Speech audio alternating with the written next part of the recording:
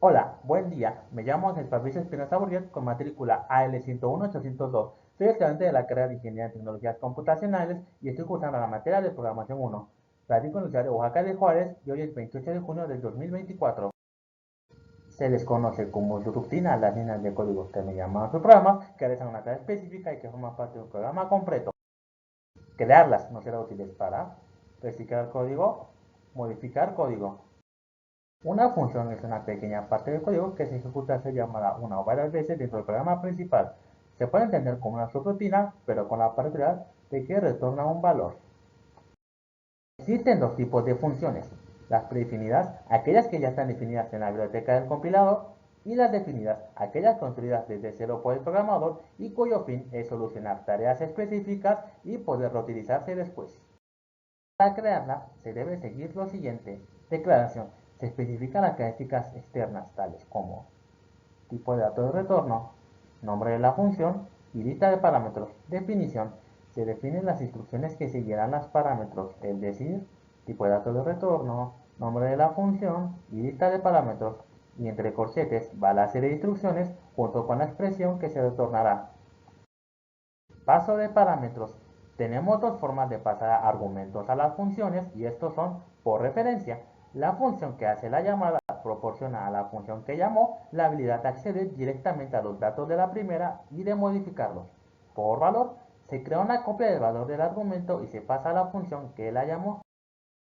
En el siguiente ejemplo se mostrarán dos funciones que devuelven el cuadrado de un número, pero una lo hace por valor y otra por referencia.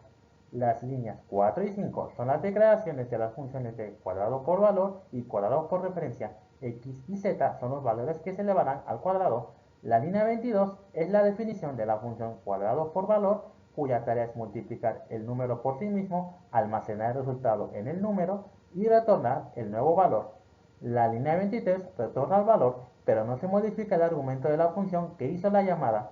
La línea 26 es la definición de la función cuadrado por referencia, cuya tarea es multiplicar a referencia número por sí solo y almacenar el resultado en la variable a la que referencia número hace referencia en la función main. La línea 27 modifica el argumento de la función que hizo la llamada. Y como se ve en la ejecución, el valor de x se mantuvo igual antes y después de llamar a la función cuadrado por valor, mientras que el valor de z se modificó a su cuadrado después de llamar a la función cuadrado por referencia. La recursividad es una técnica donde una función se llama a sí misma para resolver un problema más grande dividiéndolo en sus programas más pequeños. Un caso clásico de recursividad es el cálculo de la factorial de un número. Por definición, el factorial de 0 es 1 y el factorial de un número es el número multiplicado por el factorial de su antecesor. La recursividad debe tener un caso base que termine la recursión. En este caso, cuando n es 0, la función devuelve 1. Para cualquier n mayor a 0, la función se llama a sí misma con el valor n-1 y multiplicando el resultado por n. Otro caso de recursividad es la Torre de Hanoi, un juego que consiste en mover una pila de discos de un poste a otro siguiendo ciertas reglas. El caso base es cuando solo hay un disco y este se mueve directamente del poste original al poste destino. Para cualquier n mayor a un disco, se tiene que mover n-1 discos del poste original al poste auxiliar, luego mover el disco n del poste original al poste destino y finalmente mover n-1 discos del poste auxiliar al poste destino, como se puede ver en la siguiente imagen. Para finalizar, mostraremos el siguiente caso práctico, el cual explicaremos cuál método de ordenamiento consideramos es el más práctico para resolverlo.